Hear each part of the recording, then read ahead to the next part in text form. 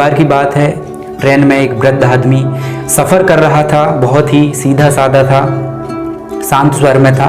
और जैसे ही ट्रेन अगले स्टेशन में पहुंचती है, 3 दोस्त जिनकी उम्र लगभग 25 से 30 वर्ष के बीच में रही होगी, तीनों ट्रेन में चढ़ते हैं। तीनों बहुत ही शरारती थे। उनको एक शरारत सूझती कि क्यों ना हम इस ट्रेन की जंजीर को खींचें। तो ये प्लानिंग वो करते हैं। उनके साइड में जो बूढ़ा आदमी रहता है वो सुनता है उनकी बातों को। वो आपस में विचार करते हैं कि अगर हम ट्रेन की जंजीर खींचते हैं तो यह ट्रेन तो रुक जाएगी और आके हमें ऑफिसर पूछेगा कि ये जंजीर क्यों खींची गई है, तो हम उसे क्या जवाब देंगे। तो उनमें से एक दोस्त कहता है कि हम पैसे इकट्ठे करते हैं तीनों, और जो भी चार्ज होगा वो हम उस ऑफिसर को दे देंगे। तीनों जब पैसे इकट्ठे करते तो उनके पास टोटल 1200 रुपये होते हैं। 200 की 3 नोटें रहती हैं, 50 की 2 नोटें रहती हैं और बाकी 100 की नोटें रहती हैं। इस प्रकार 1200 रुपये होते हैं और वो उन पैसों को किसी एक दोस्त को दे देते हैं। वो सामने वाली अपनी जेब में डाल लेता है। इसके बाद वह बूढ़ा व्यक्ति सुनते रहता है ये सब बातें। और जैसे ही वो 3 दोस्तों की नज़र उस बूढ़े आदमी पर पड़ती है तो वो कहते हैं क्यों ना हम अपने पैसे भी बचा लें और इस बूढ़े आदमी को फंसा देते हैं। उसको कह देंगे हम ऑफिसर को कि इसके द्वारा जंजीर खींची गई, बूढ़े व्यक्ति के द्वारा।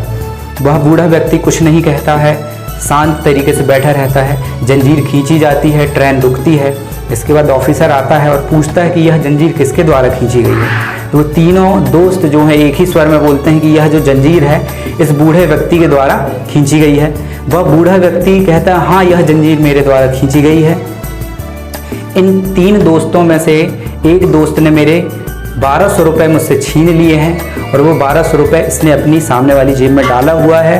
आपको मैं सबूत के तौर पे बता देता हूँ कि उन 1200 रुपये में 200 के 3 नोट हैं, 50 के 2 नोट हैं और इसके बाद 100 के बाकी नोट हैं। इस प्रकार मेरे 1200 रुपये इन लोगों ने मुझसे छीन लिए हैं। पुलिस ऑफिसर उन 3 दोस्तों को अरेस्ट कर लेती है और ले जाने लगती है। वह बूढ़ा व्यक्ति शांत स्वर में फिर अपनी जगह में बैठ जाता है।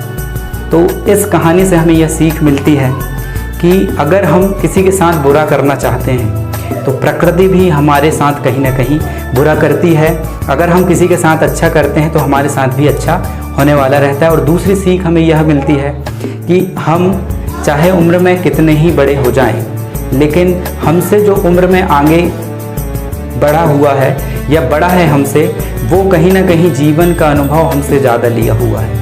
भले ही हमारे पास ताकत ज़्यादा है, लेकिन हमसे अगर कोई उम्र में बढ़ा है तो उसके विचार और उसका अनुभव इस जीवन में बहुत ज़्यादा है।